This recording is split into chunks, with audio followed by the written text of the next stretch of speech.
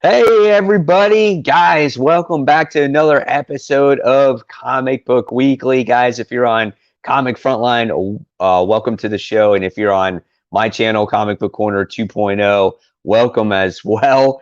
We were supposed to have a full cast. We actually did have a full cast slated to come on here a few hours ago. Unfortunately, it just looks like for right now that me and Kat are going to be the only ones on here tonight. Unfortunately, Chris had a tree fall on his power lines, because of from the storm, or last week or whatever the case may be, and they still left that tree. Brant's not feeling well. We got Michael not feeling well, and then we have, of course, Cat and I. And I was even supposed to be on here today, but it rained during my tennis camp today, and I was like, I'll be on, and I was expecting everyone else on, but unfortunately, that's just the way it goes. And then hopefully next week we will have a full cast once again. But we do have some great stuff to talk about. We will be talking about that DC news. We'll be talking about other different types of news pieces, of course, the comics. And again, guys, we will be taking your questions. And so we'll do the best we can. So hopefully you will enjoy it. So take it away, Kat. And please send us questions because we'll probably go through this quick. Fun. Oh, yeah. No, we're going to definitely go through this quick. We have someone from Germany. So hello, Daniel. Welcome. Yes, welcome. And let's get into it. So first up, we got the X-Men of War returning from the pandemic. We had one issue, and now there's issue 2. What, 5 months later? Yeah. So it was funny because I was like, am I missing this? Like, am I missing X-Men of War? Like, what's happening here? Like, did I just overlook it all these months? And then I saw this news piece and I'm like, shit, it's just coming back now. I'm like, I guess I didn't miss it. But that first issue is really written really well. And I'm definitely happy that it's coming back. I didn't forget about it. And I'm really much looking forward to it. Now, I don't remember. Did you read it?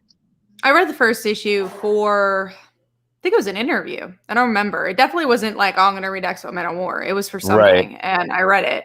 I remember liking it. I don't remember being as excited as you guys, just because, like, I'm not. Sorry, someone's coughing in the background. As someone's got coronavirus now. I don't remember being as excited as you guys, but I remember liking that it was very grounded. I read it twice because I got an ash can of it like a year ago. And then I got it like 3 months before it was released. And then maybe I read it a third time because I think I read it for the show to talk about it again. So right. I read it a lot. So I'm very curious what a second issue looks like after reading issue 1 so many times. Who wrote it? I don't even remember now. Is it Dennis Hopeless? Yeah. Okay, Dennis Hopeless. Yeah. That's why I was so excited about it in the first place, because I was like, oh, Dennis Hopeless, Spider-Woman. And I was just like, Avengers Arena. And I was like so excited for it, So I'm happy that it is actually, back, and we get, into the swing of things. And I hopefully it just doesn't lose its momentum for me, because that's kind of what happened with the current Spider-Woman volume. You read issue 1, it didn't come out till months later, and issue 2 was like average at best, and it lost all the momentum, Yeah, it definitely wasn't as good as issue 1. And we're going to actually get into the next news piece, which is about hiatuses. Also, Doctor Strange was canceled too. We can add that. But Black Cat was put on hiatus, which is interesting because they didn't cancel it. So they're just like, we're going to take a break, which I actually think is a good call. I rather have a hiatus, like an image hiatus, than having 20,000 books canceled. So I thought that was interesting. Yeah, I don't. The sales on this book, I don't think were that great. If I remember looking at it a couple months ago. However, I felt like they kept it going because obviously it's a spider book and it's connected to that spider family. And then as well, I think the book sold because J. Scott Campbell did a lot of the covers on it as well. And I wasn't so much into the story at first, but as time went along, I actually got into the story, and the story was done quite well. The artwork improved as well. And, they say that Black Cat is returning in the King of Black series. So because of that event, her book is going on hiatus. It looks like she's going to have something involved in that main event. So I guess, determining on what happens with King in Black, if it's going to actually come back. And I hope it does, I hope they don't cancel it. So we'll see where it goes right there. Yeah. Maybe because they, like you're saying, they are tying into a big event to try to get those numbers up and see what's happening. Tevye, we are going to talk about the layoffs. I personally can't talk about DC Universe because I do work for them, so I will not be talking about DC Universe on here. But we will be talking about the DC Comics layoffs in a bit. Not shocked Doctor Strange was canceled, read all the issues, and kept hoping it would get better. I'm not surprised either, though, because, I know there's Doctor Strange fans, but I don't think there's a lot of hardcore Doctor Strange fans. And I just feel like that's another one of those books that kind of go through the motions. Like, it's better in small volumes and then keep re-releasing it and hopeful to gain new readers. But I don't think it's a book that can really have longevity to it these days. You know what I'm saying? So, and it's a lot of these there's a bunch of books that got canceled as well when it came to Marvel Comics this past week. And again, when you look at a lot of those books are just underperforming books that just, a lot of them are not really needed, I forgot the actual list of what they were. Ghost Rider was one, and then a lot of there's tie-ins to I think it was Empyre tie-ins that were canceled a while back. Yeah, I agree. Ghost Rider was one of them. That's right. And if you guys in the comments happen to know that, go ahead and put it in the comments below. But I know Doctor Strange is one of them. Ghost Rider was another one of them. Ghost Spider, kind of, but that's coming back. So yeah, exactly. But there were some recent ones even more. And I remember seeing it, and I just can't remember what it's from. There was a question on here where it says from Daniel, says, "What is your favorite comic cover of all time?" That's a hard question, but I will tell you that, I guess maybe because it just sticks with me, is honestly Amazing Spider-Man issue 300. Just because when I was a kid, I wanted that cover forever because I thought it was so cool that Spider-Man was wearing this black costume. And I thought when the 300 was all in the background of him, I thought for some reason that was the baddest thing ever. I was like, man, that's so cool. And I want that cover so bad. And it took me years and years to actually get it, but I finally have it now. I'd say also in the vein of Spider-Man, Spider-Man No More. I love that cover. Just the colors and the drama for that cover. I like when a cover could somewhat spoil the story, but not totally. It tells a little picture of the story, and yeah, it's iconic. And I feel like we don't have enough of those. Yeah, and I like, how we have all these great artistic covers these days, where you got your Art Germs, and you just got Campbell's, and you got Delato's, and you got all these different gorgeous looking covers. But the one thing that I do miss about covers is covers telling the story right on there. Like you see old 60s, 70s comics, and they tell you that story. They're like, oh, Spider-Man is doomed. How is he going to get out of this, alive? And you see the word bubbles and all that stuff, and it tells you the story. So right there, not only is it great cover art, but it was also giving you a hint on what this story was about, who the character was and whatnot. So I thought that, that's what I miss about comics from yesterday, is those types of covers too. I don't think we have enough of those. I think the last iconic cover, and it was mostly because people got upset, was the No Feminist Agenda, My Feminist Agenda shirt for Mockingbird. I would say is the last one, because I can't really think of any other covers where people were talking about it and you see references to it. Right. So so hopefully that answers your question there, Daniel. So those were some of his favorites. Oh yeah, X-Men issue 50. Steranko, Superman 233, Neil Adams. So, and he's liking the stream. So thank you so much. Really appreciate it. Thank you. We usually have more people, but thank you. We are definitely going to have a fun time talking about the big piece of news, which we're going to get into. But next up, speaking of the King in Black story arc we were discussing, Spider-Man's back in black with, it just looks like a continuation of the symbiote storyline. So we've gotten a couple of symbiote miniseries. We're getting more. That's what pretty much seems like.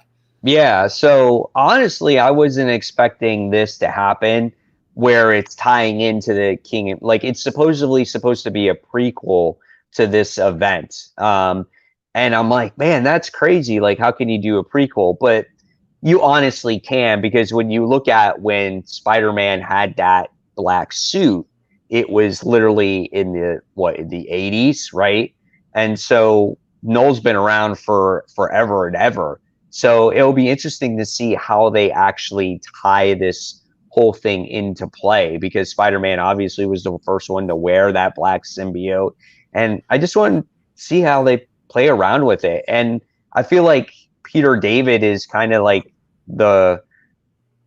I guess he's not, but I guess in a continuous story, he's going to be a different writer that has to write with Noel or tied into that whole situation. Because in other writers we've had, like with Absolute Carnage, we've had like one shots and things like that. But this is the one where I guess it's going to kind of connect to it pretty heavily if you want to consider it a prequel, right?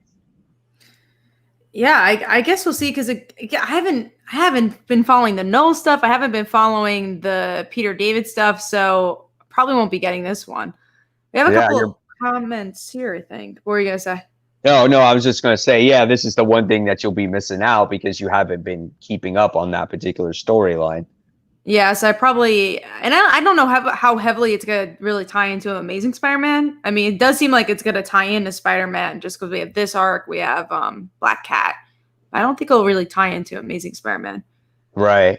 So I have a comment from my top 10 comic book covers of the week. It says, Mike, why didn't you include the Wonder Woman 760 Joshua Middleton variant in your top 10 comic book covers for 8/12? So if I remember correctly, I think I remember looking at that cover, and for some reason, Wonder Woman just looked too thin to me. I don't know if I remember it correctly. I thought I like when Wonder Woman looks more masculine, more fit, like she did in the most recent issue of Wonder Woman, like in the interior pages. Sometimes when they draw her too thin, I just feel like that's not her body structure. That doesn't fit her physique, because she's this Amazon warrior, and if she's drawn too thin, it just doesn't do it for me. But at the same time, there's a lot of great covers, and it's very hard to pick just 10 covers when you look at all the freaking comic books that come out each week. So it is a tough choice. Especially with all the variant covers and all that. I'm trying to look up the cover itself, but I could get a reference to it. Let's see. Yeah, Wonder Woman 760 variant. Yeah, I could see that. She doesn't have like a lot of muscle on her, and her face is very. Can you share that so I can see it? I could screen share it. I'm guessing this is the one, or maybe I'm looking at something completely different. But yeah, that's it. And I remember looking at it, and I was like, yeah, it looks good, but she just looks too thin. She looks like too much of a model, and that's not. For me, that's not the way I look at her. Even the lighting at the cheekbone is kind of strange. And I think I've seen Middleton do better variant covers than that one. Especially back row and stuff. Oh, wow. We have a lot of variant cover questions. And this is from Gem Mint Collectibles. Welcome. Hey, Gem. How about that Wonder Woman 84 issue 1 variant? Yeah, that one was pretty nice, too. I remember seeing that also. And then I was like, it's kind of too, like, trippy for me, I was like, I don't know, but I mean, it doesn't mean that I won't buy that cover. It's like I said, man, it's just like, is it that one? I didn't remember seeing that one. Well, that one's pretty badass then. Let me look. So I must have missed it. Postponed variant covers. This is one from the movie. So if it's that, I thought it was that one. Maybe that's what I thought.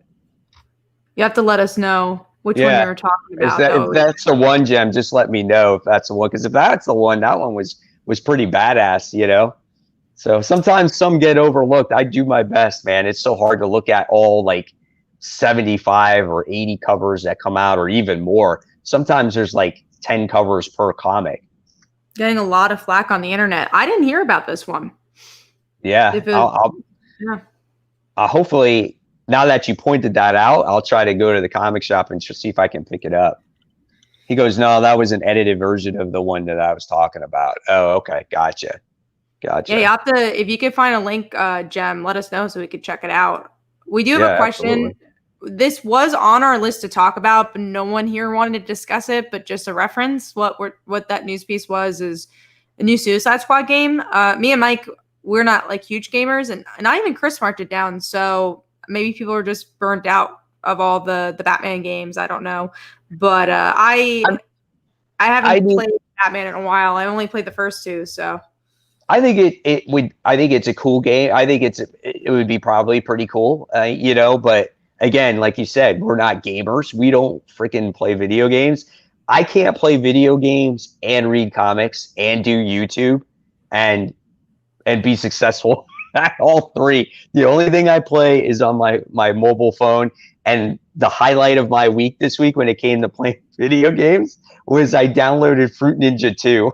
That is a big highlight. I rarely play, like, unless I'm like with friends. Like, I like playing games with friends, or if I'm like really trying to just relax. But yeah, I don't have too much time for video games, especially like story-based video games like that. It has to be like a really good. Not the saying that Suicide Squad wouldn't be, but I think especially for me, because like if I'm using video games as an escapism, I'm not going to play a superhero video game. Because then that's not so much of an escapism, I get it. All right, well, let's get into the next thing here, which is Hulking and Wiccan celebrate their wedding in a one-shot, which I didn't read Empyre, but I did read an article that showed the page of them getting married. So, and that's actually in my panels, because like, oh, that's a really cute page. One page, it literally is, yeah. Yeah, it's literally like the cliffhanger of it. And I'm excited to see the one-shot. I love Wiccan, I love Hulking, I love the Young Avengers, and I've been enjoying the tie-ins for Empyre. I'm not a huge I've tried Empyre, it's not my thing, but I like seeing the character-driven stories in Empyre and like characters I like. Like I've been enjoying Empyre X-Men.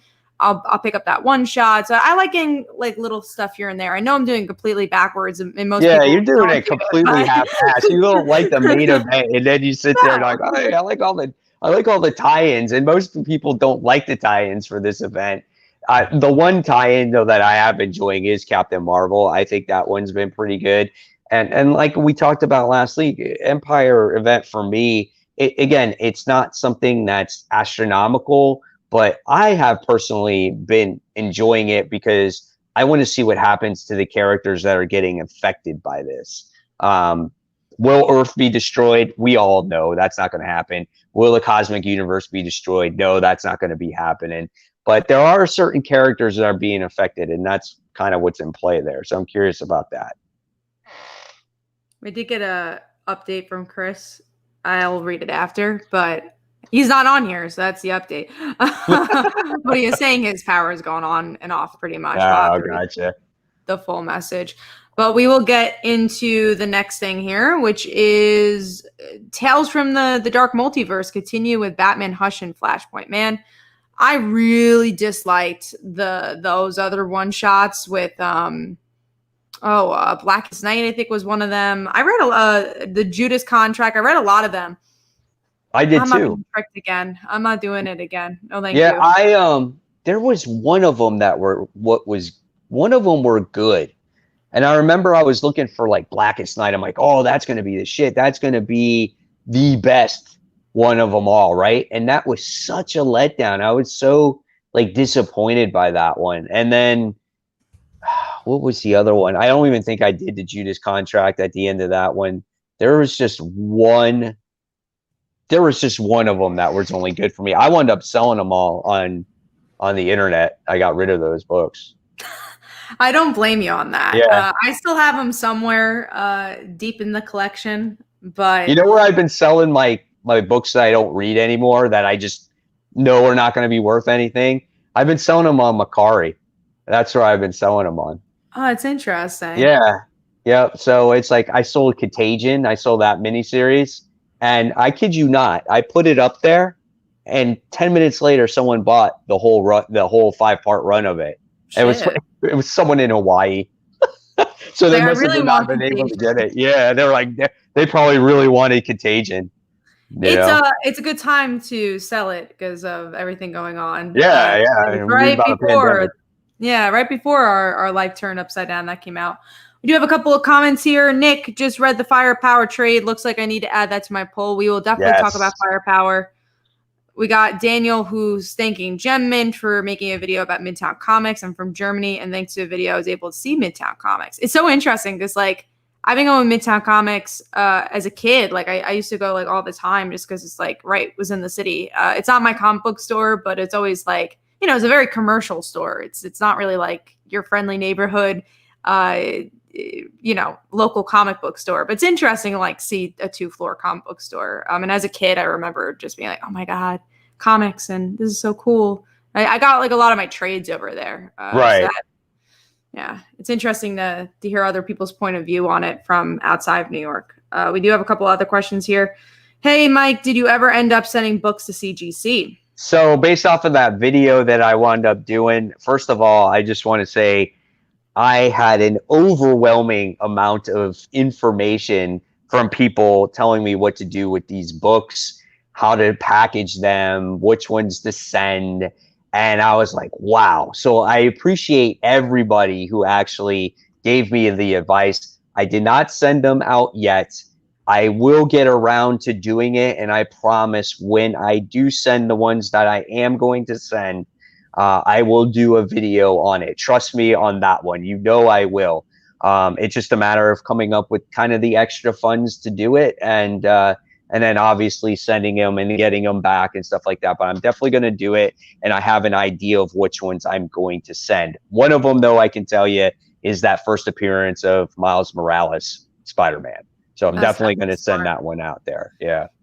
I do want to thank that we have 40 viewers watching right now, so thank you so much for that, guys. Thanks, guys. Really appreciate it. We do have Read or Die. Do y'all read indie? Any upcoming interests? Yeah, we read a lot of indie. Both me and Brant's not on here right now. We write indie comics, so we read, like, really, really indie stuff, like Kickstarter stuff. And you know, Chris and Mike has read some Kickstarter stuff too. But yeah, we read, like, The Image. We read Aftershock. We really read a whole array of books in general. Boom. Then you have AWA, Vault. Yeah, Vault. Like, we really try to, whatever is an interesting story, we'll pick it up. Yeah, we're very diverse here. We are very diverse for sure. In Germany, we got a lot of comic shops in the 1990s. Today, you only find a few shops. Oh, that's sad. Hopefully, Germany gets on it with those comic book stores. All right, let's get into the next thing here. New York Comic Con, then we'll get into the big news piece. Canceled, but they have a virtual experience coming up. So, I mean, we knew this was going to happen. I'm actually not surprised, but I'm glad it finally was announced. And we knew it was going to happen. I don't care about these virtual events, though. Like, I didn't watch the San Diego one because there's no news to be announced. The thing I'm kind of interested in is DC fandom, just because it looks like there's going to be news pieces. But honestly, unless it's for work, I'm probably not going to watch it either. I'll probably just, like, see the news piece, like, on the internet or on Twitter, and that's it. Yeah, when it comes to New York Comic Con, I definitely knew that was going to happen. There's not going to be any mass gatherings like that until we actually get a cure, right? And when it comes to San Diego Comic Con, I consider it that it wasn't anything special in my opinion, right? Because I didn't hear all that much about it. It didn't seem like it was very exciting. I saw a few pages in a comic book about it, but I was never interested in watching it online, And so I'm hoping that New York Comic Con kind of really goes out there and goes above and beyond and make it a good experience for people that they want to watch it. So hopefully they do the right thing there. We do have a question from SM Down. How do you know the comics you're selling will never be worth anything? I have a comment on this, but definitely, Mike, you go first. Well, when it comes to certain ones, sometimes you just know. Like, for instance, Contagion from Marvel, like, that's not going to be worth anything. That's just this off-world 5-issue miniseries It's not going to happen. There's no first appearances, nothing like that. And there's books that sometimes you just know that are not going to be worth anything. A book like Miles Morales, I would have never sold that to begin with, even if it was a $3 book, because it was the first appearance of a major character, and he was a Spider-Man. So and also you can't always keep every single comic that you have, because eventually you're going to run out of room. I have 32 short boxes, and I got 4 long boxes full of comics. And sometimes you just got to sell, and you can't hang on to everything. I try to hold on to a lot of stuff, but at the same time, you can't hold on to everything. And then there's some people that read it and just get rid of it, or people speculate, buy it, flip it, and get rid of it. I mean, it's the way it goes sometimes. I look at it this way. My number one thing is I collect comics to read the stories first, and to do my YouTube channel to provide the information for you guys onto what comics to buy. The secondary thing is, if it's worth something along the way, then that's just an added bonus for me. And if I do get books graded or I keep them, I might sell them down the road or hand them off to my kids so I have something to pass down to them. So that's the way I look at it right now. And I think once a book comes out, that's when you know it's going to be worthwhile, at least or in those weeks. And again, maybe there's the surprise book that raises from like $2 to $60, but that is maybe because a TV show comes out or something. And you definitely know when it comes out, especially if you've been like doing comics and reading comics for a long time. You can kind of figure out which one's going to be the spec book and what's not, at least during that week. I'm not saying like, there are surprise books in a week of comics where you're like, oh, wow, Batman Damned came out. Who knew that was going to happen? But yeah, exactly. It's like, oh, Batman Damned. Oh, we why that book was going to be, because when there's all that hype about a book, you're not going to want to sell that book, unless you are a flipper and you're trying to make that quick buck. And also, I lost my thought, but yeah, anyways, I'll come back. But some down says, is there a comic you sold in the past that is worth a lot now? No, there's not, because again, I think there may be a few that I sold that are worth some, but nothing that's worth a ton of money, right? So everything that's worth a ton of money, I have. Yeah, again, when it's going to be, when that week comes out. There's a couple of surprises that I didn't know that was going to be popular. Like when Saga first came out, I didn't know that was going to be as popular as it was. I still have it though. Chew, same thing. Like I have the first issue of that. That's one of those books that I'm going to get graded, because if it comes back at a high grade, that book is almost worth $2,500 because it's such a low print run. So, there's certain books that you totally get surprised on, and then it's like, hey man, that's a bonus, We have a lot of questions, so we're going to go through from Media Jack. This is more for me. What do you hope is covered or touched upon on Harley Quinn season 3? Honestly, I just want to see more of Harley and Poison Ivy's relationship. I want to see more of like how they grow, and they finally got together in the end of season 2, and they're on the run. So I just want to see that continue. Kat, are they still showing that on Sci-Fi? No?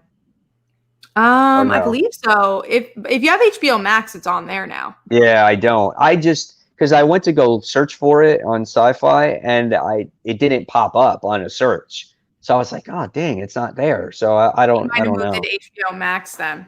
Maybe. Definitely worth watching if you have a chance. Yeah, I do want to check it out.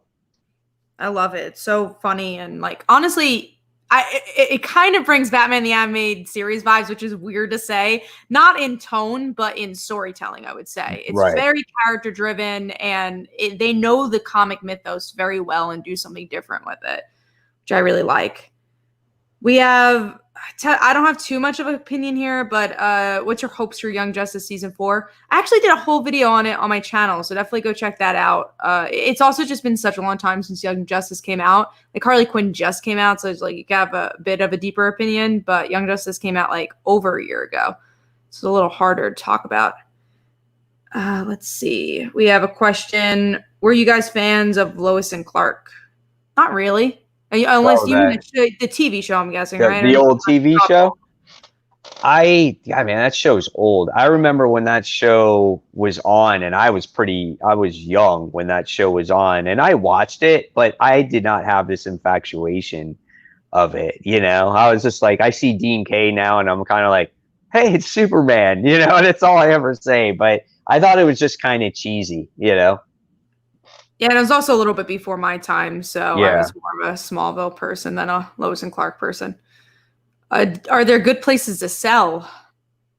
This is not really my wheelhouse because I think we're talking about the comic books. Yeah, for comics, like kind of what Mike was talking about before. We're kind of more the people that read the comics, talk about the stories. Right. But there's some like Gem Mint. There's some really great people on YouTube that Comic Tom more. Yeah, Comic Tom will tell you. I mean, if you're looking to sell comics, right? The always place you could check is maybe the shop that you go to. Sometimes they might actually buy back your comic books. You could always sell on eBay. You can sell on other sites. Like I told you, I sold books on Mercari, things like that. It just depends. You reach out to other people, other collectors. It just depends, who's willing to buy your book. That's all. Let's go into our big conversation, which is sadly, DC Comics laid off a lot of people. Now, the thing is, we don't know who's been laid off. I know there's certain articles that say this person, that person, but it's all different things. There's no confirmation just yet of who's been fired or been laid off. So we're not going to discuss the people who have been laid off. All we know is that editorial had a heavy hit. So that's kind of where we're going to be discussing from and how we think it's going to affect DC and their comic line. And this is an ongoing conversation because we've been discussing this since Dan Didio, since their digital move. And I have a feeling that's where they're moving more towards is just digital comics. And we're seeing that with Harley Quinn, the Red and White series. We saw it with Injustice Year Zero, even though that was originally a digital book. I just feel like we're getting a lot more digital books. And that's where I fear things are going to go. Besides flagships. Yeah, I think they're trying to push that digital initiative as well. I'm hoping that obviously that's not the case, but I have a feeling you're going to see a lot more monthly titles or maybe even just weekly titles come out, kind of like they do now, like those digital ones that come out weekly. And I think maybe the only monthly books that you're going to see is maybe the main books. So like Batman, Superman, Justice League, Green Lantern, Wonder Woman, like the main books. I think that's what you might only see. And I think it's, you kind of almost see the writings on the wall. They've been canceling titles slowly. They haven't been replacing them. The Dan Didio firing, the Diamond distribution situation. There's a lot of things that are just not going right. And you're kind of like, what's their plan? Again, I hope we're wrong when it comes to this, because I don't want this to lead to the digital age completely, because us longtime comic book readers, this is what we love. This is the hobby. This is what makes it a collectible hobby. This is what makes these books valuable, right? And once you move it to digital, you can't, it's not collectible anymore. You can't take a digital copy to a con and say, hey, let's sign this. Check out this. Go have on my iPad. You know what I'm saying? You can't do that. And I just hope it doesn't lead down to that path. And then Marvel with their cancellations, it's kind of like, all right, well, what's going on? So that editorial takes a big hit. That means there's going to be less comics. I'm also curious if editorial is taking a big hit because maybe we're going in, which could be the only positive, is we're going into more like an indie way of doing things instead of a corporation way. So maybe again, this is probably way far off, but maybe they're firing these editorial people to replace them with freelancers so they don't have to give them, you know, not pensions, benefits and employees. They're not employees. Yeah, they're not employees, so they're just freelancers. Right. So that's like maybe where the direction they're going is to make it more about like the one book and not like the whole, like, okay, Batman. Maybe we won't have a Batman editor anymore, but there's an editor on Batman. There's an editor on Batgirl, which definitely will affect the world building of these books, but at the same time might take away the negativity of how writers feel left out when they don't know about a comic book event going on, or that they have to stop their comic because of events going on. Maybe it'll feel like more like an indie book instead of just like, oh, every Batman book has to be affected because death metal is going on. Maybe everything will feel a little bit more individual, which is like the only positive spin I could really put on this. Again, nothing's positive, people being laid off, but just from like a storytelling direction, I mean. Yeah, absolutely. I mean, it is a shame of obviously what happened. There's just a lot going on there when it comes to Time Warner and AT&T and DC, and there's just lots of possible layoffs there. And you know, the one thing that I did read was that whoever does get laid off officially is that they got to have a 60 to 90 day notice. You know, they got to give them that time. So whatever's going to happen, it's going to be a little while before it actually happens. So I would expect if you're looking at a new direction for the comic line, it probably won't start happening until maybe the beginning of next year. That's what I'm expecting, because they got to wrap up everything, and then you got to see what direction it's going to go from there. You know, I'm kind of scared though. I really am. Me too. I saw that Tom Taylor wrote on Twitter that's like, don't worry, we have like a lot of plans coming up. So we'll see in that direction what's going on. But yeah, no, I'm definitely scared and sorry about everyone who lost their jobs. It's a terrible thing. And I don't think it's for any positive reason. And yeah, I don't know. Honestly, that's the hardest part to talk about this topic, is that no one knows. It's kind of like when COVID first started. It's like, what's going to happen to the comic book industry? We're still asking that question. And I think we're going to be asking that question for a long time. Mm-hmm. Yeah, it's definitely, it's funny though, man, when you see all those DC titles that are canceled and not replaced, it kind of makes sense now, because you obviously, the reader, don't know what goes on behind the scenes, right? But you got all those people chatting and be like, you're not replacing that comic. You're not doing this right now. We're not going to do that because we're probably going to stream this line and go digital, you know? And it's like you said, we saw that with Tom Taylor's, you know, Deceased thing. We got the Injustice thing that's going on right now as well, which I have not read, you know. I won't read it unless it goes physical, honestly. Yeah, same thing. I'm not reading it until it goes physical or comes out in trade. Yeah, I'll read trade reads. Like, that's the one thing. If they don't come out single issues, I will read trades. And I'm sure they will be collected in trades at some point. So if they're moving towards that, I'd be okay. That's the one break I could do. I did hear that this latest thing that Tom Taylor's doing with the Injustice series, I heard that they changed it to where it's more reader friendly. I wouldn't even hear about that. Yeah, for people that are reading it online. It's not like, hey, I'm reading a comic book on like a phone or whatever it is, and it was made for a computer screen or whatever. It's like made for a comic book reader. That's supposedly what they said. You know, I just have a tough time paying 99 cents for like 6 pages. I mean, it's that's not just enough. weird.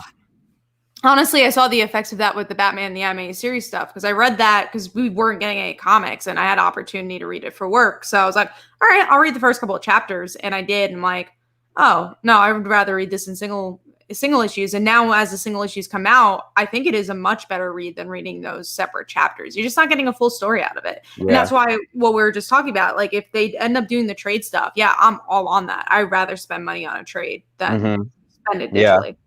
I mean, it took a pandemic, I think, for this to actually happen. It is something that's going to happen, I think. Yeah. In the next 5 years. And then you got a question here that says, how do you think this will affect Marvel? And so, you know, Disney not making a lot of money these days with the whole Mulan stuff they're trying to pull off. Yeah, I mean, they're losing a lot of money, and you know, they might do something with Marvel. I don't know, but the one thing is that Marvel has all their titles coming back out again. Now, they've been so quiet, which has been so interesting. It's like what DC's been doing is like the complete opposite approach of Marvel. I'm not saying either are right, but they've been like silent. Yeah. And that's kind of scary too, because you don't know what's happening there either. But they do have all their titles coming out. And maybe they're just getting rid of the titles that are just not selling and trying to keep the titles that will sell. My thing is that I've always said is that we need to keep the titles that sell. And if you keep titles that sell or stream down the line, you'll have more quality writers, more quality artists writing better stories and writing better books, so they're not spread out so thin. Because we don't need all these, we don't need 25 X-Men books. We honestly don't need 6 Spider-Man titles. We don't need, you know, all that extra. Actually, about Spider-Man. Like, if it's about Miles, it's about Spider-Gwen, I don't mind because they're about different characters. Different. Yeah. But what's interesting is that I think it is streamlining, but it's also figuring out where to place your books. Like, the one thing I think DC did really smartly before this is that they had like these new graphic novels for kids, like younger readers, and then they had the young adult graphic novels. And I think if Marvel was able to tap into this really interesting world of like web comics and that audience, there's millions of people reading those books. Like, the web comics and the webtoons and the tapas platforms are getting more readership than actual comic book stores. So if you could like tap into those audiences for like a Runaways book or a Young Avengers book and try to convert them into print sales, Boom's been doing that in a really interesting way. And then they've been trying to tap into that audience. I think understanding demographics, just like TV has done in the past and every other industry, entertainment industry has done, would be super interesting. And I hope that's the way they would go. And like I said, I think Boom has done such a great job at that. Yeah, there's definitely a market for digital comics. Like, I'm not totally against it. I understand. Just how do you cross-promote it? Like, how do you cross the lines? Because in the end of the day, you want your comics to be read by the masses, right? So in order to reach the masses, it makes sense to put it on the internet for everybody to read. But at the same time, you got to make sure, you know, a lot of people like collecting it for the collectability reasons of it. So it's like, how do you make that to the point where it doesn't hurt each other? You know what I'm saying? So I don't know. Do you lower the price and go digital? That's like make it or break it, right? Like, if you lower the price, then it's all done. Who's going to go to a comic book store? Yeah, it's all tough questions. I think in the next 5 years, we're going to see a big difference in the industry, and hopefully, we need a Jim Lee. We need the 90s image comics, right? We need a movement like that. We need more people to step up. I think more creators. Yeah, there's not as many. Like, those guys were like a group, and they were so good that they came out with their own company. I mean, you got another group of people that, you know, you got AWA that came out, which is, I think it's pretty good. But it's like, you know, for instance, like if you had Donny Cates, right? Jeff Johns, right? Scott Snyder, and you had, who else? Todd McFarlane, you know, all together, you know what I'm saying? Making books, and they had their own company, even though Todd McFarlane has his own company, even Robert Kirkman. I mean, get all those creators to do something like that. That would be phenomenal. Even Jim Lee, they come back on there as well. You know, we just need a movement in some general direction of like maybe not relying on the corporations as much and relying on the community. And you know, when we saw that in the beginning of COVID, where people are coming together to try to raise money for comic stores, but now it's just like, I feel like everyone doesn't know what to do, and no one's saying anything besides like, you know, which is like, what do you say? But I think there needs to be movement within the creators as well too. And again, I know that's sometimes impossible because how much can one person do?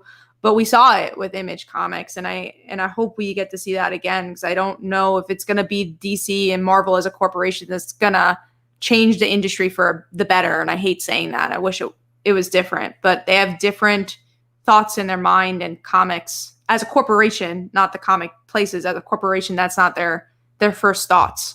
Right. Yeah, exactly. Yeah, it's going to be a tough thing, you know. Again, I wish everybody from all the companies would come together and just, I don't know, do something to get people excited about comics. You know, Yeah. there's got to be something there. With social media too, let's use social media for good again. Not again, because maybe it was never used for good, but let's try to use social media for a good thing and bring people together and to discuss and bring back the stuff we love. We have a really good question from RJ. Are we worried that Robin King, Batman Who Laughs, Punchline, etc., will be less used in the future because of all these changes? What's an interesting question is, has Punchline Robin King just been a ploy from DC to try to bring numbers up? In some regards, I think yes. I think they saw Punchline and they're like, shit. Actually, they saw Batman Who Laughs and they're like, shit. We need to do more of these type of characters. And I think the way they've been promoting these characters is what's been really hyping stuff up. And I like Punchline so far. I'm not a big Who Laughs fan. I haven't read anything with Robin from Death Metal. So, yeah, I don't know. I'm not saying it's the wrong thing to do because, like, we want to sell comics and that's what we were just talking about. We have to make comics exciting. I think that's something DC has done really well, is to make comics feel exciting again. You go into the comic shop, like, Punchline, oh my God, give me 5 of them. Now, for the market, does it crash after this kind of hype? I don't know. I don't think so. I don't think it'll crash. No, because you're not selling millions and millions of copies and of a particular book. It's not like it was in the 90s. I lived through that. Everyone that bought a #1 comic book had that #1 comic book, and they all thought they were going to be worth millions of dollars, not realizing that they sold millions of them. You know, nowadays, that's the reason why you have variant covers, because there's less of them. It's a lower print run. You even get third printings, second printings because of a first appearance of a character. So it is different, right? I think these characters are good because it gives the reader something exciting, something different to read instead of reading the same old thing.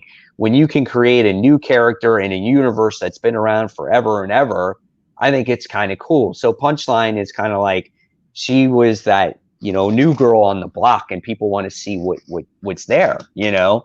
And obviously she fights Harley, so that creates a big deal. The Robin King has only been in one story right now, and he is actually Bruce Wayne, but he actually killed his own parents, and Alfred was raising him, and he knew that there was something off about him, and he just calls himself the Robin King. He's just this serial killer Robin King, you know. And it's still to be determined on what's going to happen with that character because he's so new. But the speculation on it was huge. So that's why I got all this hype this week. But when you have these alternate universe characters, it breathes fresh life into these comic books. That's why I like alternate versions like Deceased, Injustice, because you can do whatever you want with them. And that's why Tom Taylor's become so famous for writing all these alternate storylines, because there's a good emotional kick to it too. Yeah. And he can do what he wants. Yeah, because sometimes it works, sometimes it doesn't. We'll see if it works with Robin King or whatever. But Punchline's obviously worked, and so far, the first couple issues, it took a little while for me to warm up. But so far, I feel like she's lived up to the hype. Like, I think she's a pretty badass character. We'll see how it continues, and I don't know if she will be the next Harley Quinn, and I hope she's not, because I want her to be her own character. But I've enjoyed her, and I like where Batman's going. And think about it. We've had so many Batman titles for our show because that's all anyone's talking about is Batman, because that's the biggest book right now. That's his book. And you have Empyre going on, which is a huge Marvel event, and no one's really talking about what's going on in there. And that it definitely shows the difference. And I think what was been really smart with DC and how strategic they are with their selling. Again, some people might see as good or bad, but in the long run, we want to sell comics. So I'm happy if comics are being sold. Absolutely. I haven't read this. There was this one comic where it said people did not get their pre-orders for, I guess, the death metal book with the Robin King because of this. He says so stores who orders, let's say 21 of the 1 in 25 only got 9. Some stores didn't get any. Yeah, I don't know. I mean, every store is different. Who knows what happens with the shipping? The problem is when it comes to these books, the comic shops got to put in their orders quite early. And when people find out that this book is going to be popular, it's already too late for these stores to get this particular book. And so they're only going to get so many copies. So, for instance, my shop only got so many copies of that death metal book with Robin King in it. And the way they handled it was if you're a subscriber to the death metal series, you would get one. And that was pretty much about it because they didn't get that many. And the 1 in 25, they didn't even get any of those either. So it's just because it wasn't supposed to be this huge thing. It was like a book with short stories in it. And so when someone's heard that this book was going to be a spec book, everyone floods the market with it, and all of a sudden there's this high demand. When realistically, if you didn't know about Robin King, who would buy that book? Nobody. 5 people would buy it because it was a book with short stories. And that's the truth. So, but once everybody hears of it, all of a sudden everybody wants it, so it's hard. It's hard for shops to predict this stuff, and they're only going to get so much in. Yeah, I just wish DC and Marvel made it a little bit easier, but yeah, it is. The reason they are doing it is to make the prices better on the market and make it more spec worthy and more hype in that regard. I do agree with that, but that's a shame for their relationship with the retailer, which I also think needs to be a lot better between all companies. But let's get to one more thing. The one thing that I have an issue with is before a book comes out and people get the book and they're already pre-selling it for like $360. I have such an issue with that. Like the book is not even out yet and you're trying to sell and buy that much. I bought my copy for $4. You know what I'm saying? That's so insanely, it's just ridiculous to me. Yeah, it's crazy for sure. I agree. Now, I guess we'll get into our under the radar books. So this is a time where we're going to talk about the books that came out this week. That was all the news. But please, if you guys have more questions, we'll answer questions throughout the show. So we love these conversations. So please ask. Yeah. We'll get into our under the radar. So for me this week, it was Young Justice issue 17, I think we're up to. I actually enjoyed this issue. I felt like I had a good balance between all the heroes. We got to see a little bit of Cassie. We got to see a little bit of Tim, and really everyone. And it was just them cleaning up from their mess. And we actually get to see a girl who helps out by just giving them water. And then she ends up being an intern for the Hall of Justice. So it was a nice, I want to say filler issue in some regards, but I just thought it was paced a lot better than what we've been seeing with the book. And it's not perfect, but it's what I've been wanting to see with this title. Sure. Yeah. Young Justice, the book that's got a billion characters in it. I jumped on, jumped off, jumped on, jumped off, and I'm just not jumping on again.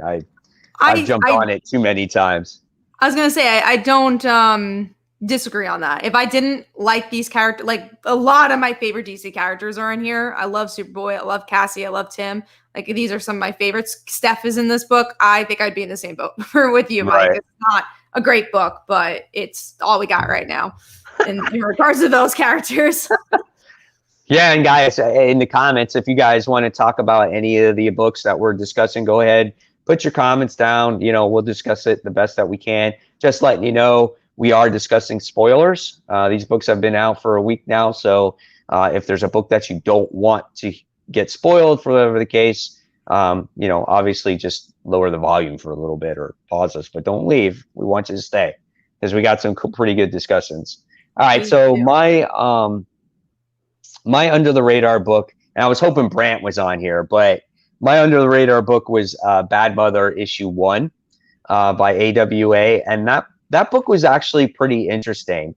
It looks like it's about a mom who's just about to lose it. Like everything that goes wrong with her in this day has basically gone wrong. She went shopping, and someone gets like held hostage, and someone gets killed in front of her. Her daughter gets beaten up.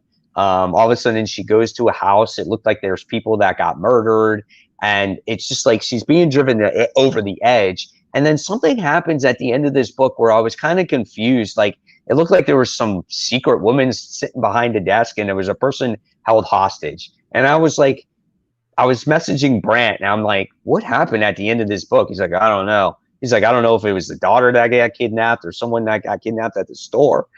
And part of the problem is about these AWA books, and this is the books that are written are beautifully written, but the only issue that I have about it is the coloring and the artwork. They tend to make the coloring in all their books very dark, and it's hard to see facial expressions, detail on characters' faces, and just what they look like. Because when you're reading a book for the first time and you're trying to know characters, you need something to recognize them with. Because sometimes you're overwhelmed by names and who all these characters are, and you just need that face. And with these dark colors, you tend to lose that sometimes. That's my only gripe about these books. But otherwise, the story itself was really good. I definitely recommend it. You might like it, Kat. I know Brant recommended it to you too. I literally had it open, and then I had an assignment, and I closed it and never went back to it. I was like, I'm ready to read Grandmother, and I never finished it. Yeah, I wanted to, and I did look at the artwork though, and I was like, I also don't really like her character design. I don't know, it's not really vibing with me. Yeah, she doesn't kind of look like that though in the book though. She doesn't. All right, because I know the cover. She's just like. Yeah, no, she just she looks like a normal person. I think that's just Sailor to be like, oh, what's this chick on this cover, you know? So Zomblex Dance says, anybody here read Ice Cream Man issue 20, that Dr. Seuss variant? The only time I think where I spent more than cover price on a comic. I agree with you. That cover is freaking pretty badass, where it pays homage to Dr. Seuss. I think that's awesome. I have not read Ice Cream Man in a while. It got kind of really weird for me. And again, there's just so many other books that I read. I just couldn't find myself always reading Ice Cream Man by the time I got to the end of the week, you know, because I'm trying to keep up with everything that's going on in DC or Marvel or whatnot, even Image too, when it comes to certain books that are ongoing stories. Terry says, hey guys, what about the Robin King versus Punchline as far as which character will have staying power? I didn't even hear about that. When are they supposed to fight? I think they just mean in general, like, who do you think will actually in the next like 5 years will like be in comic? I say Punchline for sure. You think Punchline? I say Robin King. Interesting. He's scrappy, man. I just in the way you saw him, there is evil. And then there's just a whole other level of evil when it comes to something. And he is that other evil. She's just like, to me, she just seems like this. She's just like, hey, just around Harley level, you know? I mean, if you read that story, Kat, the short story that's in that book, you'd be like, oh, now I know what Mike's talking about. Because I think he probably is the better story from what I'm hearing. But like picturing like variant covers, right, which we've seen already, people want that shit. They like picture a J. Scott Campbell Punchline, and I hate that like sexualizing these women. That's why they're gonna sell, but like sadly I think that's why she's gonna sell. Yeah, that's true. Yeah, I mean, they have a Robin King cover coming out. Is it this week? I think it is, or for Death Metal. And he's actually going to be on it. It's a variant cover, and he looks pretty freaking creepy. Like, it's scary. Well, hopefully they both are here to stay then, and maybe we will get that Robin King versus Punchline story. Yeah. All right, but so we're gonna move. That's it for Under the Radar. So okay, all right, so we're gonna move on, and we're gonna talk about the big book. So we'll talk about the big book this week. Probably one of the biggest was Batman issue 96. What'd you think about this one? This one was pretty cool. I like this. I don't have it physically in front of me because we didn't have the books come in to my shop. But from what I'm remembering, I loved Harley. I thought she was really cool. She came back. Was the ending for this one about, yeah, the ending was going into that theater and seeing Joker, and it was like really freaking creepy because we get to see him delve into the origins. I really liked it. My question for you, maybe not the question, I thought that James Tynion did like a nice little sneaky thing because he references in the dream of Batman. He's like, oh, Tim and Connor have a proposal for you. And if you guys don't know, like Tim and Connor are like a big ship in DC Comics. Like people wanted them for a long time. Not saying I think they're going to be together or whatever, but do you think that was like James Tynion's way of like giving a wink wink to those fans? I thought it was because it's all bolded. I was like, I think he's teasing a little bit. And if you guys don't know, James Tynion's bisexual. So I was like, I think he tried to squeeze it in there. I think it probably is. I think so. I don't see why he wouldn't, you know. And I think that the overall issue was really good. I wish they would explain how Harley survived a little bit more. That was the one issue that I had because stitches on her neck. I know, but I wanted to see her climb out of the sewer and stitch herself up and come from the brink of death, where all of a sudden she just has Batman there and Batman is suffering from that toxin, which I thought was cool. Don't get me wrong. That dream sequence was pretty sweet. Like he's got Alfred talking to him, and then it's just like Harley's like, dude, wake up, you're not all there, you know. It was pretty badass. But yeah, the ending was neat as well. I like that, all the people in the theater, and you know, they're all controlled by the Joker toxin and whatnot. So I thought it was a great issue overall. The artwork continues to be great in this book. We did not see Punchline in this particular issue. She was not in here. And we got to see kind of what the dream of what Arkham should have been, right? Like Batman's dream of what he envisioned it in the future. Superheroes, though. They're still like fighting crime and not fighting crime in general. Because I think in that scene, he's like, oh, nothing's really going on. But they're still superheroes. So that's interesting. Like, what are they fighting then? It's just less of going out on the town. Like he fought Mr. Freeze and his kid's snow cone and what, Popsicle? Was that their names? It was so funny, man. He had his son named Snow Cone. Yeah, it was a good issue. I thought it was like a good balance because of that not flashback, the dream, whatever it was. It's good stuff. We do have a question here from Life Grip. What's your best and worst experience at Comic-Con? Well, our best experience was seeing each other, so that's our best Comic-Con experience. Worst Comic-Con experience? I don't think I've ever had like a moment that's too bad. I think it's just the aftermath of being really tired and sick. You know, sometimes you get that con crud. I think just like over exerting yourself is the worst part of Comic-Con. Well, the one thing I know that you had when I met you at MegaCon at the table, you had issue getting the books. Oh yeah, that was pretty bad. You know, maybe I block out all the bad things that happen to me because there's so many things that happen. Yeah, I had to like carry books maybe like half a mile to, and they were heavy too, boxes. Yeah. And I had to do that. That was fun. Those things happen. I guess your mom was like, I was like, where's Kat? And she's like, yeah, she's getting comics. And your mom was watching the table. I'm like, oh, okay. And you were just like, Mike. and that was the first time we met each other, you know, person to person. And it was just like this whole ordeal. But once you got settled in, you know, we did a show. We had a good time. That was honestly the best con that I've actually ever been at, because we've known each other for years, but that was the first time that we actually met face to face. So that was cool. A lot of fun.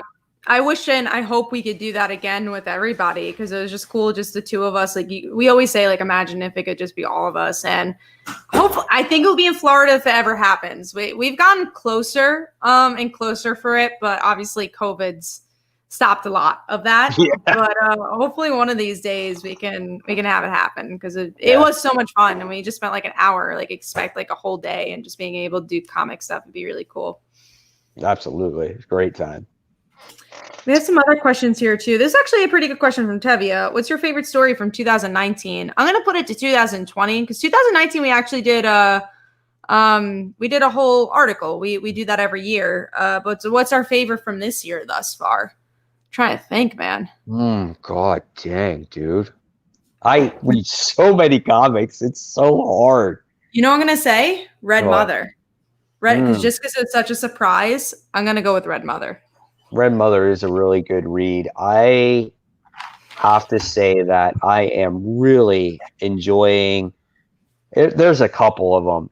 I'm going to go, it's going to go back to, it's Batman because it's flipped a lot. Like that story has done a complete 360 for me. And I'm going to go with Venom. And I'm going to go with Thor because I didn't think Thor was going to be as good as it was right now.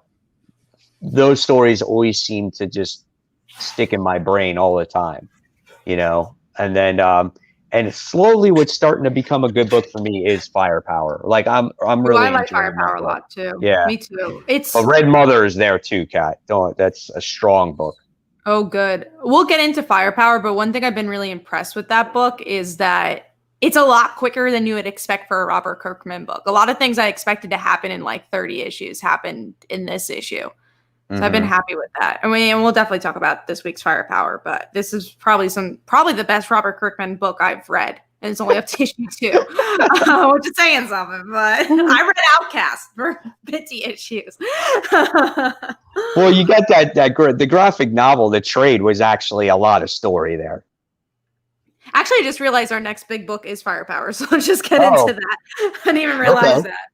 So Firepower, I was surprised that this book was actually a silent issue. Almost for the most part, right? But the one thing that was so good about it was the martial arts in it, the fighting, and how he made it a thing to try to make it this quiet fight so he doesn't disturb his family.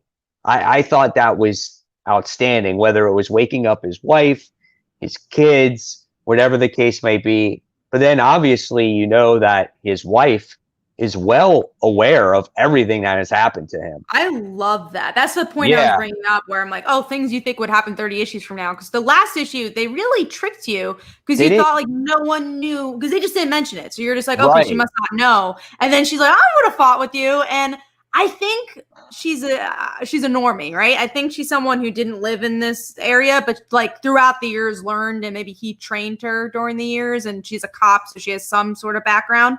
The kids, I don't think know, but maybe they do because they're like, oh, we could train the kids too. So I don't know, and I love that. I hate when books kind of like teeter off and it's like, okay, let's keep this secret for 50 issues. It's so nice off the bat to just be like, oh, everyone knows, cool. Let's just get into the story now. Oh yeah, absolutely. Sorry, I was reading a comment real quick.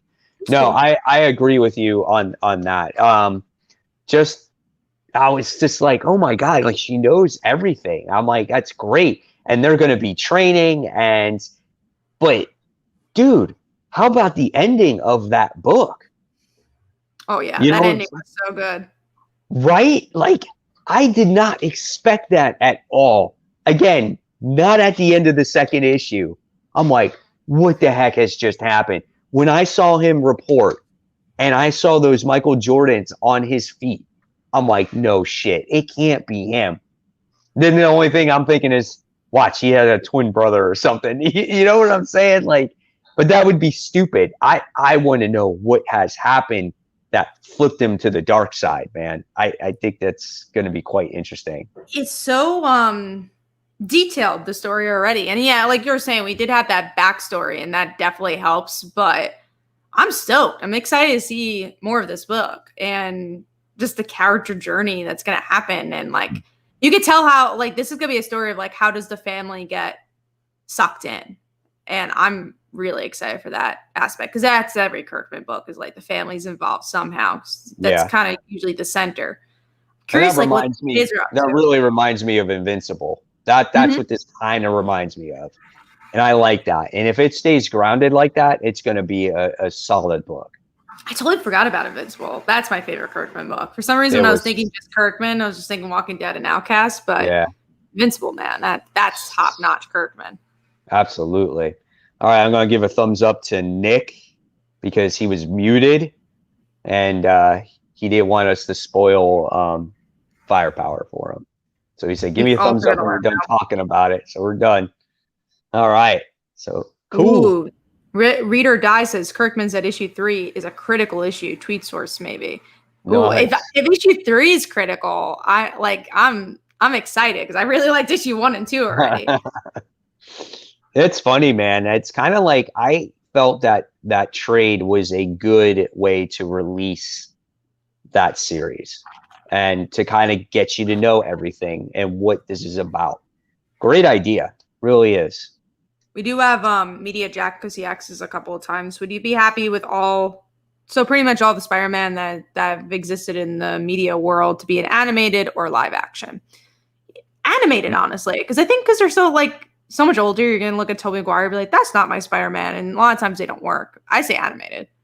I say animated too, because animated, it's like animated, yeah, like you said, it never ages. You know what I'm saying? Like, it's like I'll look at Spider-Man and His Amazing Friends, and then I'll watch the 90s Spider-Man, and it's all the same to me, you know?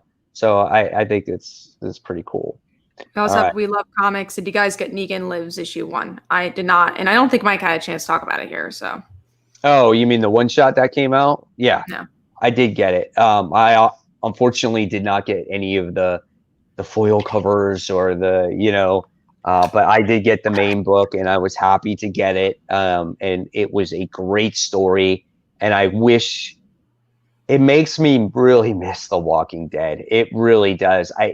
Even though it was not out for an entire year, I was over it, and then I read that. I'm like, damn, that's good. But I am going to be getting The Walking Dead Deluxe when it comes out, and I'm going to be rereading The Walking Dead again in color, and it gives me a chance to reread the whole entire series and have fun with it, and I'm looking forward to it. I'll buy every freaking issue. All right, so we're going to go on, Kat? Yeah? Yeah, we're on number 5. Number 5. My number 5 was actually Empyre, issue 4. Trying to remember what happened, though. It was like the first book I read, and I did a review with it with my son. And in this particular issue, I guess the big thing that happened here was Jennifer Walters is not alive. She's dead. Like, she's dead. They have tie into Immortal Hulk, I guess. Right. So the Katati killed her. And earlier in this series, you were kind of like, she went from being a stupid Hulk, right? And all of a sudden she's like, oh, look what the Katati did to me. They made me do this meditation and all this other stuff and blah, blah, blah, blah. And you're like, oh, that's kind of cool.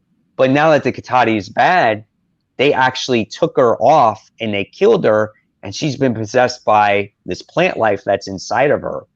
And this plant life came out of her, and now she's this crazy beast that they're using for their advantage to get, ahead. And right now, her and the Thing are doing battle against each other.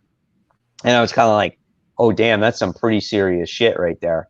So that's what I got out of it the most this time around. I was like, wow, this is insane. But this is how I think she truly becomes the Immortal Hulk now, or the Immortal She-Hulk, I should say.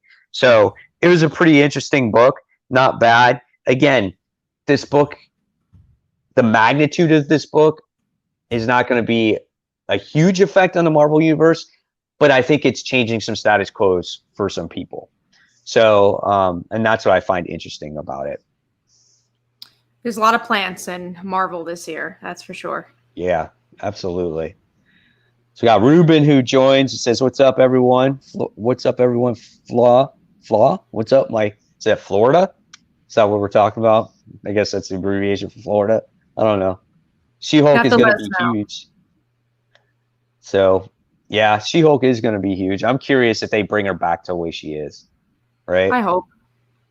So we'll see what happens there. All right. So that was my number 5. So what was your number 5? Mine was Young Justice, where we talked about it. All right, cool. All right, so next big book we're going to be talking about is Dceased Dead Planet issue 2. Whew. Did you see the little relationship in that? Did you see that? I did. I did. I liked that. I will say I was a bit disappointed with this issue though, because Yeah. like you ended on the whole Black Canary stuff. You're like, oh, I'm ready. I'm ready for this comic. And then you go into Constantine. I'm like, oh my god, this felt like a filler issue until we get to the midway point, and then it's already kind of too late because it was like the middle of the issue. I'm like, no, this should happen in the beginning of the issue.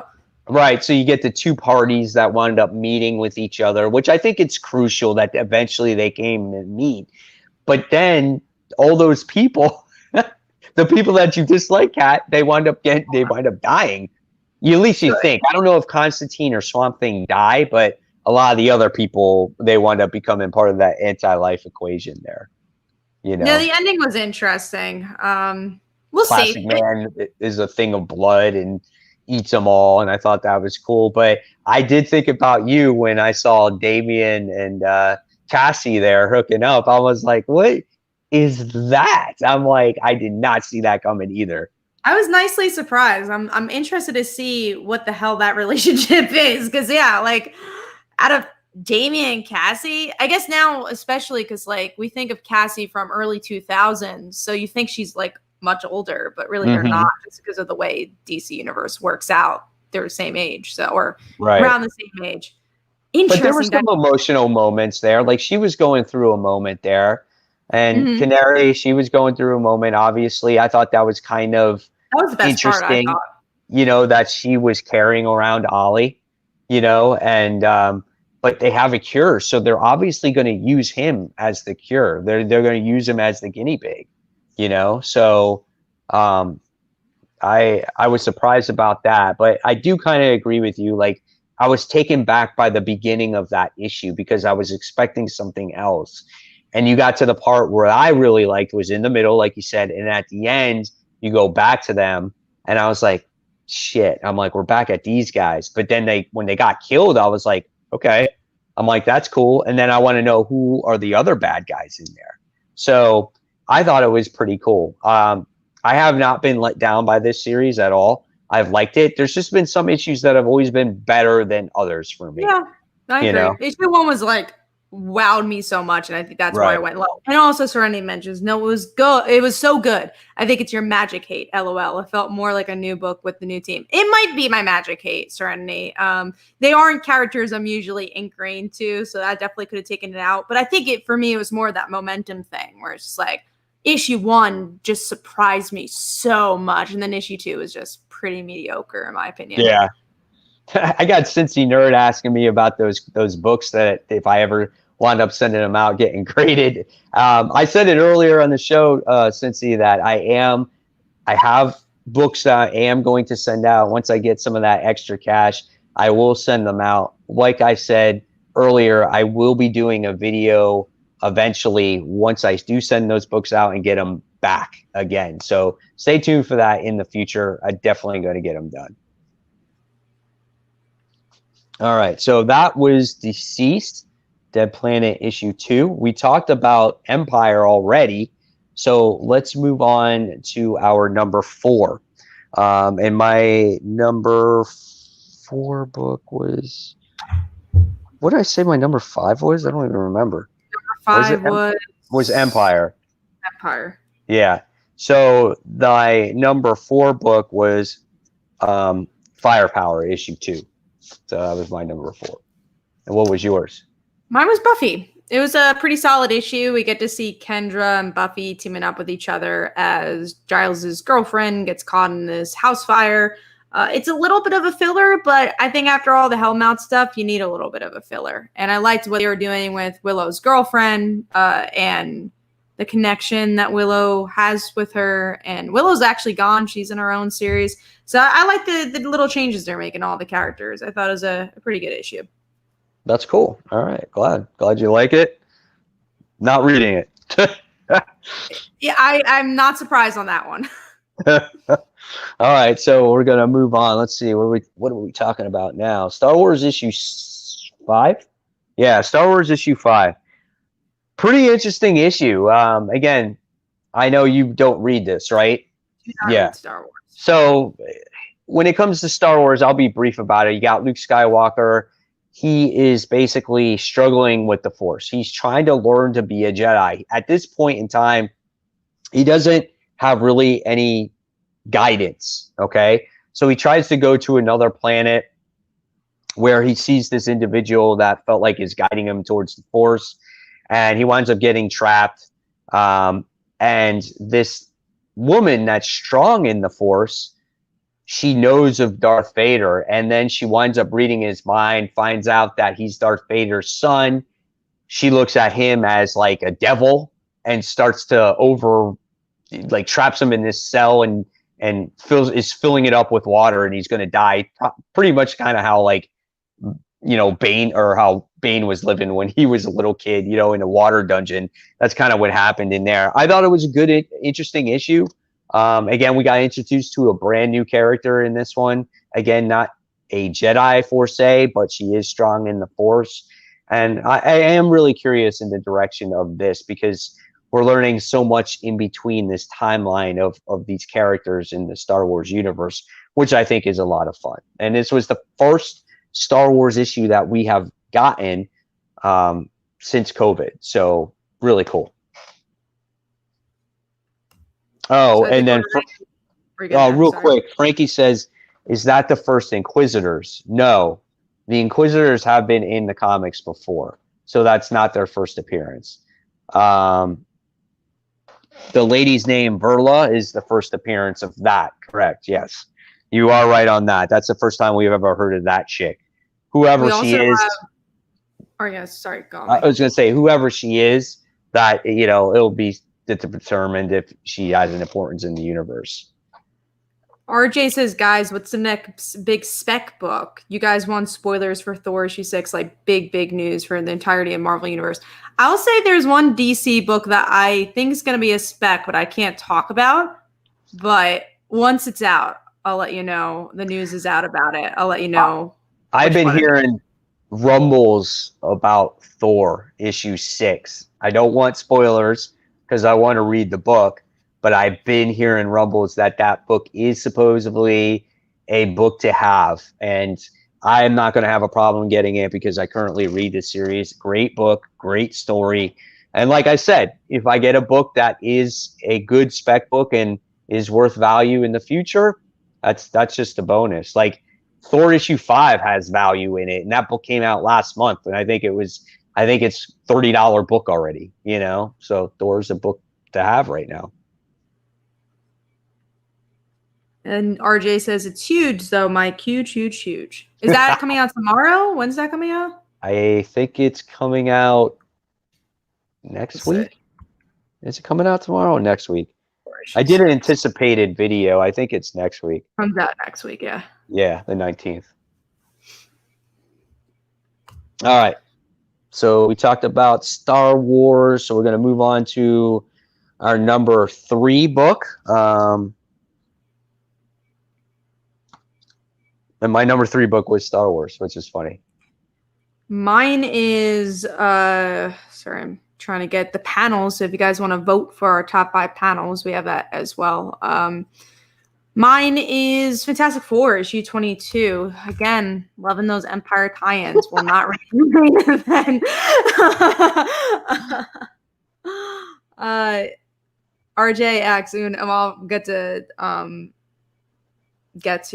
Fantastic Four, but they asked if it's a first appearance. I don't think I can say any of it, in all honesty. I'm sorry, but I'll say that the news will be coming soon. That's all I'll say. I won't let you know yet, but we should be able to talk about it soon. Fantastic Four. I like this. I like that it has nothing to do with Empyre. I like that it's everything that's happening at home, and it's the 2 kids holding the fort as the Skrull and Kree kids fight it out. I believe one of them's like almost dead in this issue, and they're like, "Oh shit, sorry, Dad." And then they team up with Wolverine and Spider-Man. So I just had a fun time with this. It's just like classic Fantastic Four, except with the kids, and you're seeing them grow up a bit. So I like it. That's cool. That's funny how it doesn't really have to do all that much with Empyre except for the kids. And it's like, that's my favorite book. It's awesome. Oh, that's funny. All right, so we talked about Buffy, and now we're moving on to number 2. Number 2 is a book we talked about already. Mine was Deceased. issue 2. So even though it wasn't my favorite, it's still my second favorite book of the week. So it says volumes for Deceased for me. So what was yours? Mine is Batman. We already discussed it. Sweet. All right. And then we talked about the Fantastic Four book. So we'll just move on right to number 1. And my number 1 was Batman. So that was mine. So what was yours? It was Firepower. We already discussed it. Sweet. So we went through those books pretty quickly this week. So that's pretty cool. So usually now we have we talk about the chopping block. That's a segment on the show where we're thinking about the books that are getting released from our poll. And my least favorite book was Vampire, the Masquerade, issue 1. I tried it. I couldn't get into it. I put it down. I tried it again. And I'm like, I don't care. I just don't care. So I'm not going to be reading it anymore. You know, if you liked it, that's great. It's just for some reason for me, I just couldn't get into the characters.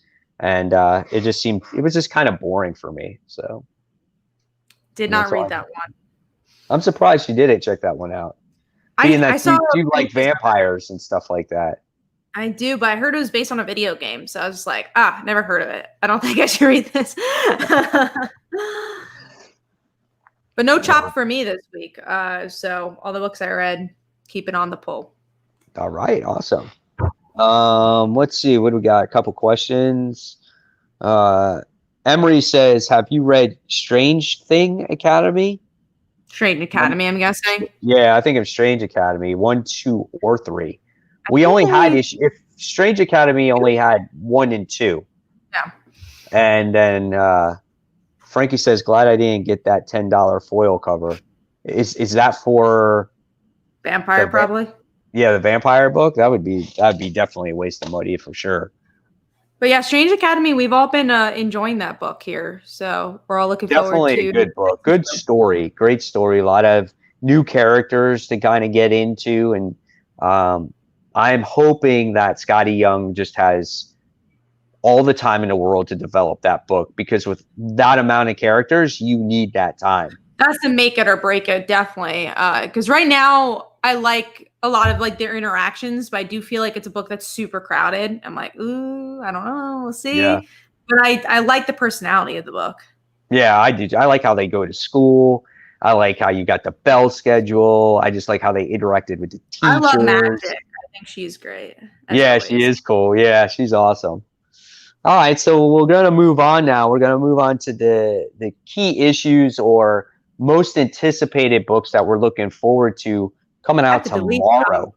Because some were just Brant and Chris, so I'm going to look through those. Let's see. Gotcha.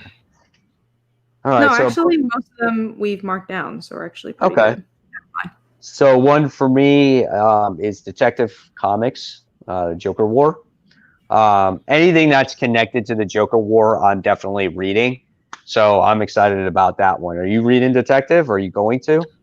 No, I've been burned by Detective way too many times. I know I can't say that. No, I can. It came out today. I was like, I know Batwoman's in this issue. I'm like, shit, wasn't allowed to say that. I forget that DC comes out on Tuesdays. Yeah, that's right. Yeah. I'm like, oh, good. Yeah, not enough unless Steph comes showing up.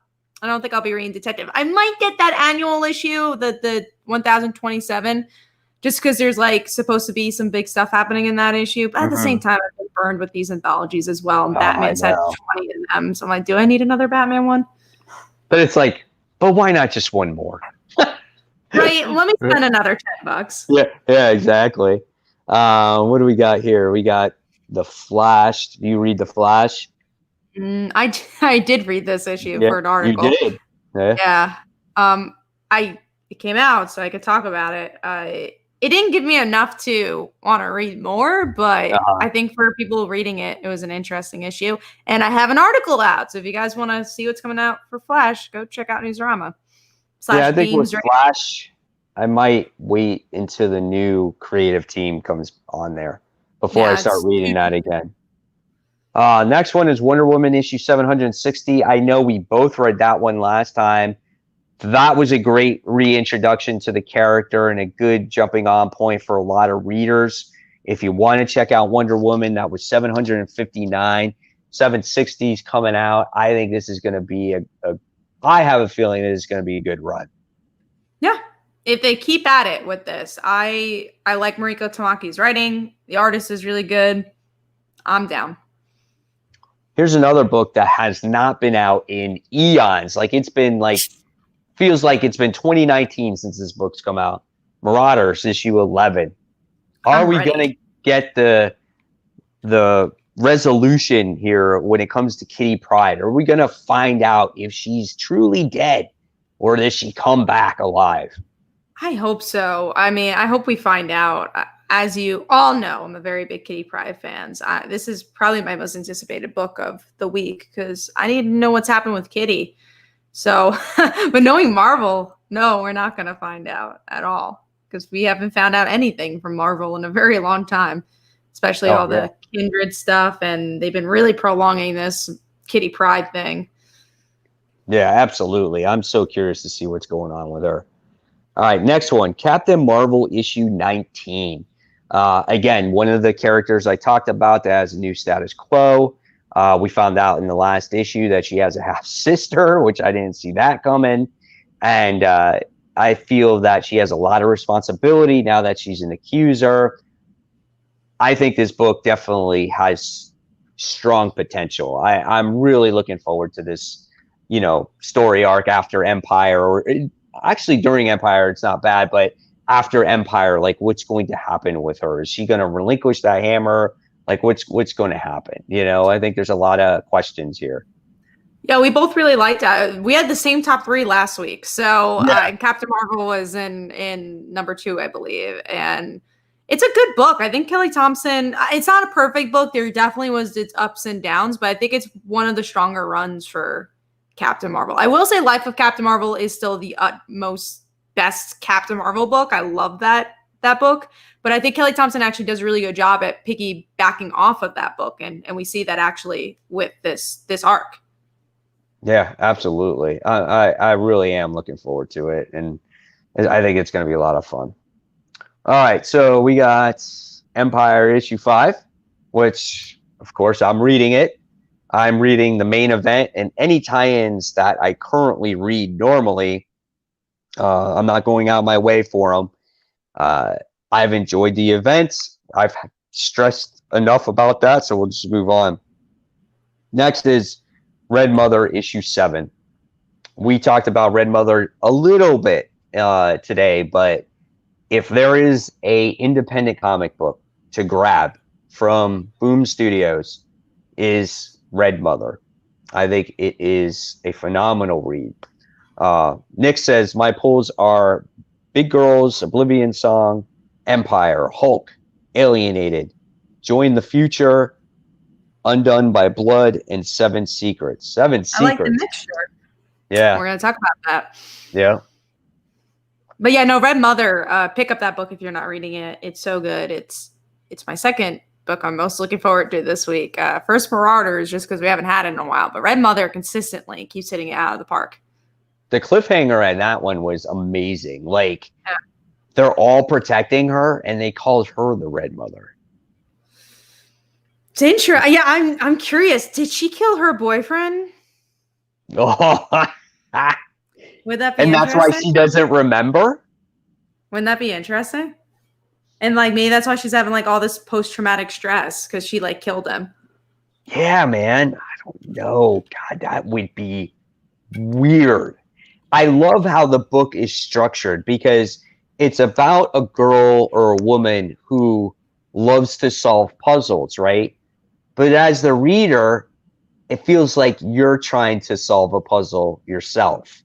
And I think that is really well done, And just so well paced. I said this before, but especially for horror, that's like the most important thing for horror is the pacing and the tension. And it does a really beautiful job at balancing character and like you're never bored with the plot, even though it like you don't know who Red Mother is. Obviously, you're never like, oh, just tell me who Red Mother is already. They give you just enough of every issue where you're like, oh, you got me hooked again. Yeah, absolutely. God, I can't wait for that book. That book is like, it's like a freaking. It feels like 1 minute when you read it. You're like, shit, and I gotta read it. I gotta wait a whole other month for this book to come out again. You know. Oh, I agree. I agree with you. All right, and then last but not least on our most anticipated or key issues is 7 Secrets from Tom Taylor. It's being released by Boom. So if you guys did not hear that this book was coming out and you're a fan of Tom Taylor and you're a fan of independent comics, and I think this is something that you might want to pick up. The premise of this book is quite interesting. So there's secrets. There's 7 of them. They're in briefcases. What's in these briefcases? We don't know. The one thing I do know is when Tom Taylor creates a character, he's going to make you really like that character. So, but just give it time, okay? Because it takes time to develop characters. We all know that, right? If you read The Walking Dead, Suicide Squad too. Suicide Squad, right? To get me into it. And then finally I got into it. So yeah, I'm excited for 7 Secrets. I always keep wanting to call it Secret Society or 7 Society. 7 Secrets. Supposedly it was actually based on like Tom Taylor's first ever comic. Like he made a comic about a briefcase on a train and like going different places. I also got an opportunity to interview him for Newsarama, and it was really, really interesting to hear about the book. And really excited to see where it goes. And supposedly the main character is not in the first issue. So that's kind of crazy. That is crazy. So I think this is going to be a great one. So yeah, guys, check it out if you haven't heard of it yet. I think it's going to be a lot of fun. And that is all the key issues. That's all the books that we're looking forward to. So, Kat, you have any news going on right now? Not really. The YouTube channel, same, got the reviews going up tomorrow. I have a lot of articles that came up this week. Just today, my Harley Quinn article I did for DC Universe from like 2 months ago got posted on DC Comics. That was pretty cool. I didn't even know that was going to happen. So when I saw that, I'm like, awesome. So if you like the Harley Quinn TV show, go check that out. And just check out the Twitter. That's mostly where I got stuff. Today, I had the Lois Lane graphic novel. The article came out for that. A Flash article came out. I did have a 7 Secrets article come out. And there's a lot of other stuff coming up as well. So look forward to it. Got a question here by RJ. It says, do you guys both own a copy of Hell Arisen issue 3? I had to buy issues 1 and 2 to get it. I do too. I have it as well. Just because I'm so tight with my comic book store. Because obviously you guys know who've watched my channel how many comic books I buy each week. And, I talk about them on my shows and stuff like that. So they really try to go out of their way for me. So yeah, I definitely have a copy of that for sure. It was interesting when that came out. I like 3 weeks beforehand, because I think Chris wanted one. So I was just talking to my shop. I'm like, oh, can you save this for me? I know it's not on my pull. And they're like, yeah, sure. And then like no one knew about Hell Arisen at that point. That was going to be big, or at least it just had come out the day before. Like there was just a press release and like, what are you talking about? Like, yeah, this is going to be a big book. Then everyone else was just like, I want Hell Arisen. They're like, no, only people on their pull list and Kat gets Hell Arisen. But yeah, it was a huge book, and that was pretty cool. That's Did you awesome. like? Damn, Uno. Did you like that? I mean, I didn't have it on my pull. Again, there was only 2 extra copies, so they did me a favor by, giving me the issue, and I was like, yeah, sure, get 1 through 2 if it means I could get issue 3. Absolutely. They literally only had 2 other issues besides people who pulled it, so I was lucky. Yeah, that's cool. Yeah, man, it's just Ian knows my shop. He says, oh yeah, Comic Central. Yeah, that's my shop. And great bunch of people, great service, and they always get me the great stuff. So again, I thank them for that. When it comes to news for me, this particular week, don't have anything, especially, I just have the basic, normal, everyday stuff. Just guys, check out my most anticipated comics of the week video that dropped today. Comic book covers of the week. If you guys haven't put in your vote yet, go ahead, put in your vote. And that's really about it. Stay tuned for a comic book haul tomorrow. And I'll throw it in there now. If you guys want to join my Facebook group page, join that as I show my haul over there. And you can show your guys' haul, because I'm always curious to see. And what I'm going to be doing on my comic book haul videos is, if you post a picture on the Facebook group page, I'll pick a few of those pictures and put them in my haul video and shout you guys out. So that's what I'm looking to start doing there as well. But that's about it. That's all we have for you this week. So guys, check out Comic Uno on her YouTube. It's just Comic Uno. Check out me on my YouTube, which a lot of you guys already are on there. So that's all we got for you today. Remember, hit that subscribe button. Don't forget to hit that bell on either Comic Book Corner 2.0 or Comic Frontline. Check out Comic Frontline's social media pages, all the same on Facebook, Twitter, Instagram, YouTube, thumbs up, all that crap. Guys, you've been great tonight. Thank you for all the awesome questions. Thank you for all the viewers watching. And until next time, this is Mike Spiderslayer and Cat Comic Uno, and we'll see you next Tuesday, hopefully with everybody. With everybody, yes. We want to see you with everyone, guys. So stay tuned for next week. Take care. Good night, everyone.